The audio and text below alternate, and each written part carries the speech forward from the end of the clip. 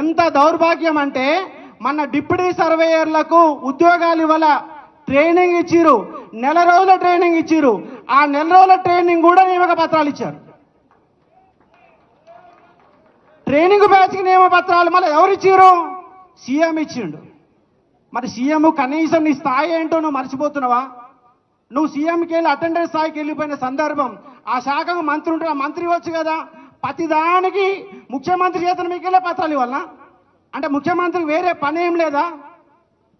రాష్ట్రంలో నిరుద్యోగులని నిండా ముంచిన గవర్నమెంట్ ఇవాళ కాంగ్రెస్ గవర్నమెంట్ అని చెప్పేసి మేము 1000% చెప్తా ఉన్నాం.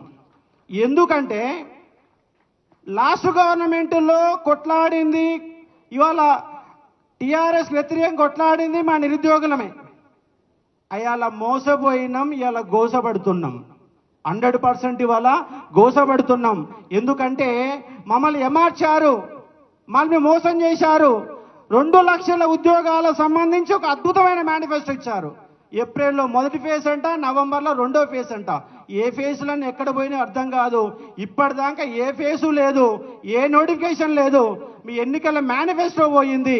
అసెంబ్లీలో 2 సార్లు జాబ్ క్యాలెండర్ పెట్టారు, అది ఇంతవరకు దిక్కే లేదు. ఇవాళ ఏ ఒక్క ఉద్యోగం లేదు. ఇవాళ 2 లక్షల ఉద్యోగాలలో అసలు ఏ ఉద్యోగాలు లెక్కలు లేకుండానే వాళ్ళు మేనిఫెస్టో తయారు చేశారు. ఎందుకంటే గవర్నమెంట్ వచ్చినాక సంవత్సరం తర్వాత ఎన్ని ఉద్యోగాలు లెక్కలు చేయడానికి మళ్ళీ కొత్త కమిటీ ఏర్పాటు చేస్తారు. ఇంత దౌర్భాగ్యం ఏం తెలియకుండానే వాళ్ళ పరిపాలన జరుగుతుంది.